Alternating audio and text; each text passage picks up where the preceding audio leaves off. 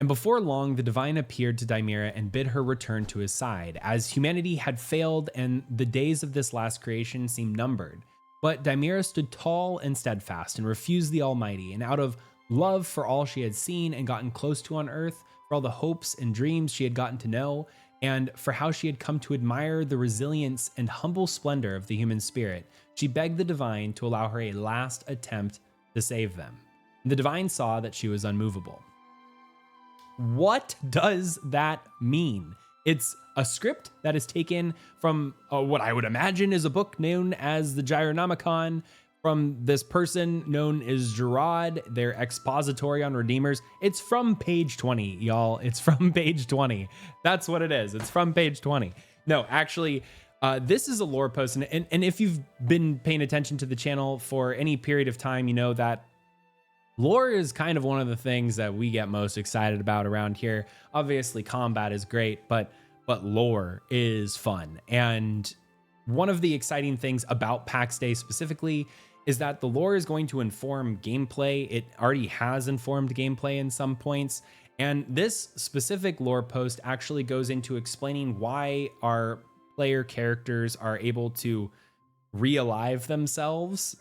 There's a lore reason for that, which is super cool because it makes the game significantly more immersive. But in other ways that it can affect the game, it has been mentioned by the devs in the past that lore will actually lead us to in-game things, different types of events maybe, or items. And we actually have to uncover these mysteries, up to even having a whole community needing to try and piece things together for an extended period of time in order to solve some of these mysteries or find the different clues in order to do so.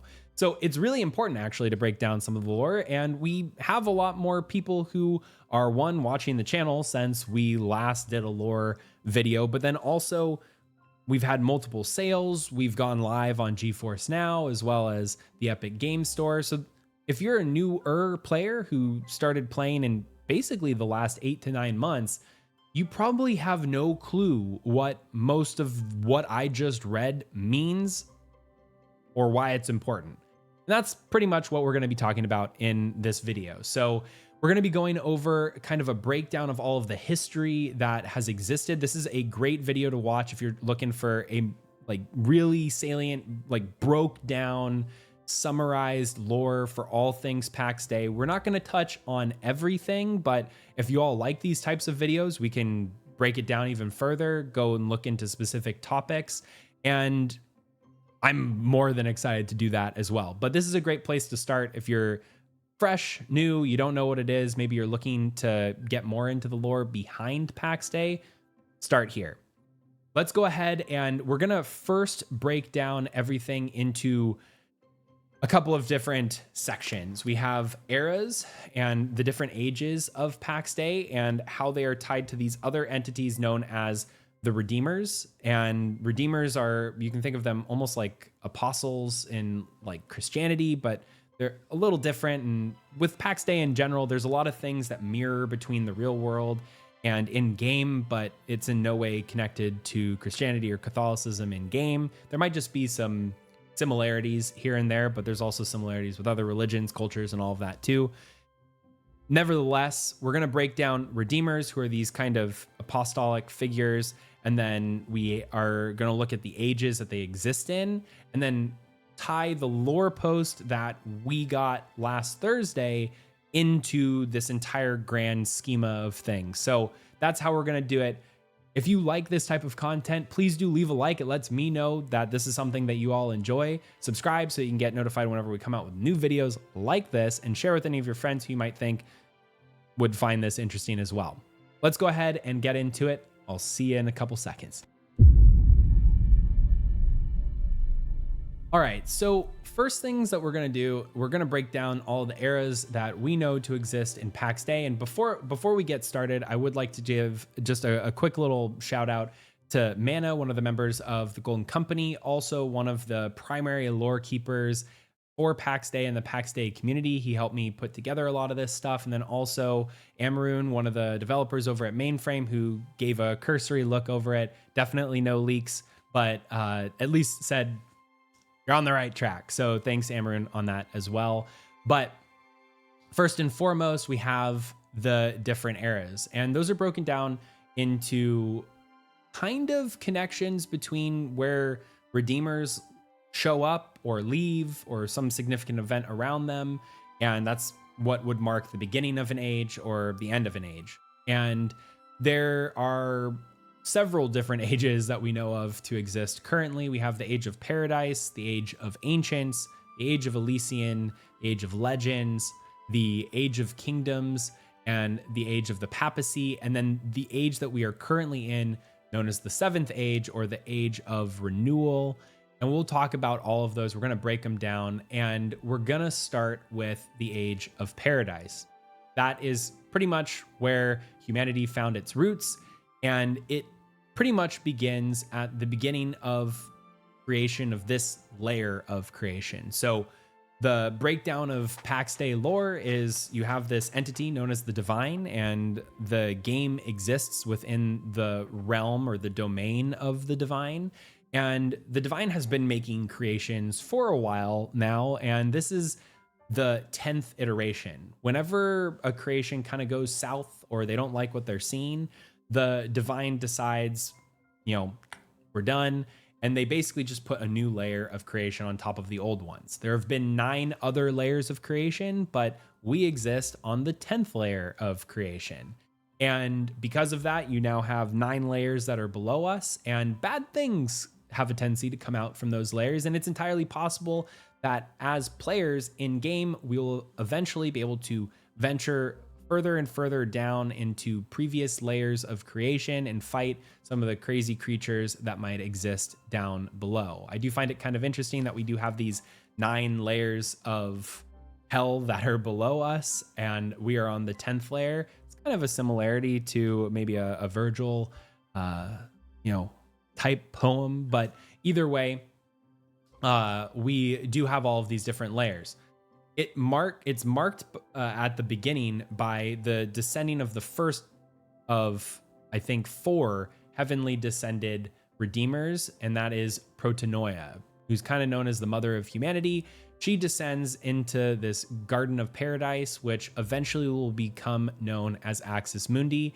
Have no fear, just remember that name in the back of your mind. We will talk about Axis Mundi in a bit. But that is what marks the beginning. This is kind of the Age of Paradise. Everything's new and fresh. Nothing could ever go wrong. And then that exists for about 500 years. So from 0 to 500, and we're going to call it AC after creation.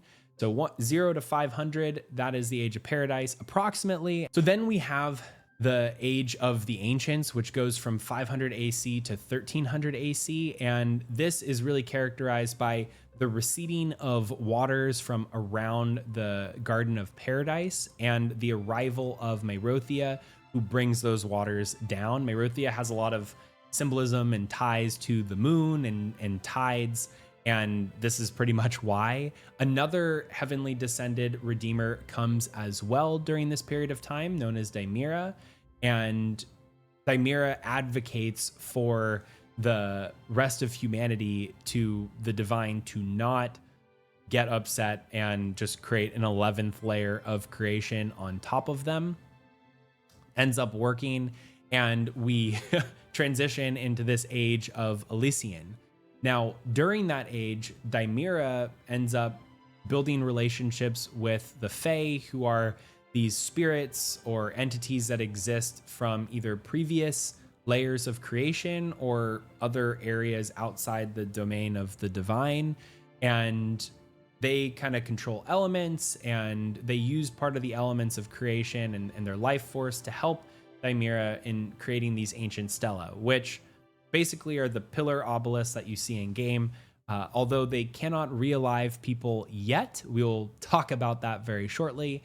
And then at some point, Dimira has to, in part of her beseeching for humanity to not just get wiped out and have another layer put on top of them, Dimira sacrifices herself in order to imprison or banish away the 3 lords of the Nether, and the Fae, and as a result had to retreat with her seemingly lifeless body deep into their specific hidden realm as well. So with all of that happening during the Age of Elysian, we also have two more Redeemers that show up. We have Phaonios, who descends. He is the last of the heavenly descended Redeemers. And then we have Armazel, who is the first of the rest of the Redeemers who are actually born of humanity.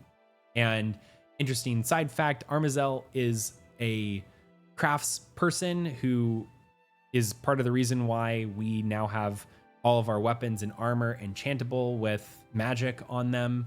And he was also happened to be the son of a carpenter. Are we alluding to something in the real world? Maybe, but maybe when Armazel's able to turn water into wine, we can start talking. Then on top of that, these two new Redeemers come in, and they come in at what seems to be the right time, because they really are going to be there for the next age that's coming, known as the Age of Legends.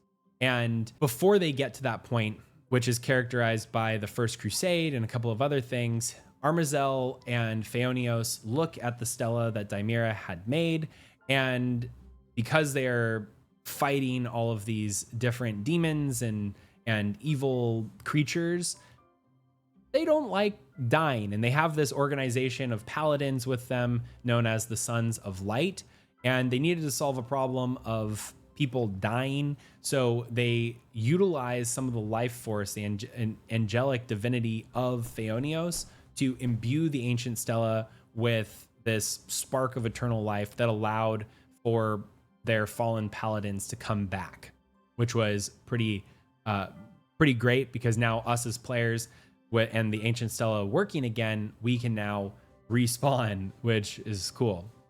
But that Age of Elysian then transitions into the Age of Legends, and this pretty much occurs after the peak of the demon incursion that and the start of the First Crusade. So again, Age of Legends, you have a massive crusade that is occurring where the forces of good are fighting against the forces of evil, or the Sons of Light are fighting against the darkness effectively. And at the end of these demonic wars, humanity comes out the victor, and Phaonios ends up sealing one of the sources, one of the well springs of the demon hordes, known as Mount Medulla. He seals it and then says, "Hey, everybody, we did our job. We won. It's time to leave." So Phaonios ascends back up, and as a result, the ancient stela gradually start to lose their power, because again, remember, Phaonios's divine energy was the source of the power for the ancient stela to allow people to realive themselves. Then the most unfortunate thing happens. The great deceiver, who effectively disguised himself as an angel of sorts, approached Armazel during Armazel's folly, convinced him to break the seal of Mount Medulla that Phaonios had sealed together, and descend deep within with basically the full might of the Sons of Light, and they never ever came out. So Armazel kind of messed up and opened up a gate that had been sealed for no reason other than he thought he could go and slam some skulls in, went down there and got himself and everyone else killed, or seemingly killed. We just never saw them again. I don't know if they're dead or not, but went down there and ate it and then left the world with this Mount Medulla unsealed, which allows evil to kind of come back in. During the same time, we have Auriel, who is orphaned on the streets of a place called Axis Mundi. You might remember that from early on in this video where I said, remember that name. Axis Mundi is kind of like a real world equivalent to Rome. Literally means the axis of the world, and that is kind of the proverbial all roads lead to Rome, right? Well, Auriel is orphaned there and then eventually is revealed to become the sixth Redeemer. They are also a human-born Redeemer, and that marks the end. Their revealing kind of marks the end of the Age of Legends, which brings us to the Age of Kingdoms. So Auriel becomes this keeper of souls among the unfortunate and sick of Axis Mundi. He ends up going around and founding a bunch of monasteries, or his followers do at the very least. And another fun fact, Auriel, you can get some of the clothing imbued with the magic from or around or revolving around Auriel, where they're all pretty early level spells, like a heal over time or a stamina recovery or the ability to sprint. And they all have really cool descriptions about Auriel and some of the history behind him. And that's how we know so much about him. And then also during the Age of Kingdoms, we have this rebirth of the arts and the most likely the sciences as well. And that is pretty much brought around by the seventh Redeemer, also human born, known as Alelith.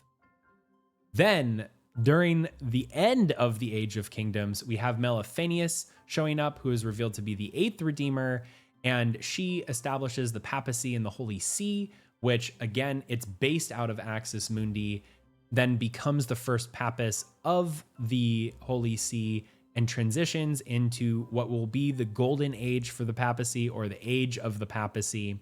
This is kind of like the empire period as well.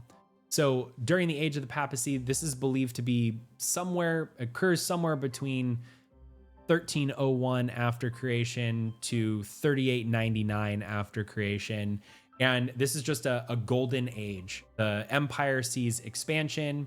Meliphanius actually modifies the technology or wisdom of the ancient stela and creates these new obelisks known as the Pax Dei. So literally meaning like the rock of God. And the Pax Dei expand the ability and influence of Axis Mundi, that great city, that Rome of Pax Dei, to other regions, to allow for humans to start populating other regions, but still be protected by the influence of the divine and her/his influence. With that, now players obviously can revive and go to those, but also it alludes to being able to teleport to them as well. So that kind of allows for this empire to form, and the empire goes around and spreads across all of the creation and builds these Pax Dei, specifically in places known as home valleys. Those are the areas that we spawn in as players in game, and the Pax Dei is where you spawn in at. And it basically extends the Pax Dei, or divine peace, out from it. It's not something that's going to be able to spread everywhere. So there is still wildernesses and other areas, kind of like Lioness, which the divine peace does not spread to. And in fact, the Lioness region has these giant obelisks that are located there because there is a point where the divine's influence no longer reaches to. And once you pass that, that's when you can start killing players, or players can start killing you. Nevertheless, the last of the Redeemers are revealed during the Age of the Papacy, or the Golden Age, and that is Loyos. And also the Inquisition is formed during that time. You might recognize the Inquisition because they still exist to this day. They're spread out everywhere. They're that military organization of people that just seem to never stop screaming at you that we can go and farm for gold and other things, even in the home valley, because they are human. And for these specific Inquisition types, they were basically formed to go after this group known as the Luminaries, who were taking hold in the empire, and they were there to fight it. Now, these Luminaries existed in a subregion known as Anatolia. We currently exist in a place known as Gallia. Now, Gallia is one of four major regions, where you have Gallia, Gothia, Anatolia, and Ithaca. And of those four regions, Anatolia is where these luminaries started to kind of take root, and that's why the Inquisition was formed. Unfortunately, Loyos, the ninth Redeemer, is sent out either by Meliphanius or the papacy, whoever the pope was, and try to get things under wraps. Loyos is, just there to heal people and help people, but he goes there and he's murdered by the Anatolian princes, which begins the Great Downfall. Basically, the Empire, the Holy See, they all dissolve, they fall apart as a result of this kind of climactic event of Loyos's perishing. The Inquisition starts getting out of hand, starts killing a bunch of people, not just bad ones, but good ones as well. And then we have this Great Downfall period that lasts approximately 100 years, but now we make it to where the players are today, which is known as the Age of Renewal. This is around 4,000 years after creation. This was a prophesized era that someone had predicted would come. And this is where the ancient stella start working again. That's why we can re-alive ourselves at them. This is the current day that occurs after the Great Downfall, and the Holy See and the Empire no longer exist. Another fun fact, we don't know exactly when the Zebians started to appear, but it's safe to say they most likely started appearing around the Age of Legends to the Age of Ancients. So again, our order is Age of Paradise, Ancients, Elysian, Legends, Kingdoms, Papacy, Age of Renewal. They probably popped up somewhere in the middle, and the cult of Zeb, which are the peoples, the humans that followed this demon prince known as Beelzebub, and they were the cult of Beelzebub, and they were really focused on gluttony and stuff like that. But that organization, that cult, probably formed somewhere towards the Age of the Ancients, or maybe even the Age of Legends earlier on in Pax Dei history. That's kind of the history lesson that we have for today. But then where does all of the ancient stella and all of that fit into it? And what was that book that we read at the very beginning? Well, the book was known as the Gyronomicon. We don't know exactly if it is just a book, a standalone book, or if it is a chapter in a much larger book. But Gyronomicon, much like the Necronomicon means the Book of the Dead, the Gyronomicon means the Book of Life. And we believe that it's some kind of history or retelling of creation and all of the histories that occurred before that. But that was a lot of lore to break down, and it is all really important stuff too. So, like I said at the very beginning of the video, lore in Pax Dei is a little bit more than just, oh yeah, this is the flavor text that you read when you get a quest. Well, we don't get quests in Pax Dei. We get descriptions of items and eventually books, most likely, or scrolls, or writings on walls. And we need to be able to take that information in, process it, and then find out new things about the game as a result. And the reason why we do that is because there's going to be mysteries that we need to uncover. Some of them are going to be really big ones that might take entire communities to try and solve. They might never get solved. We don't know. The classic example is, a dragon might exist, but do we know if we can kill it?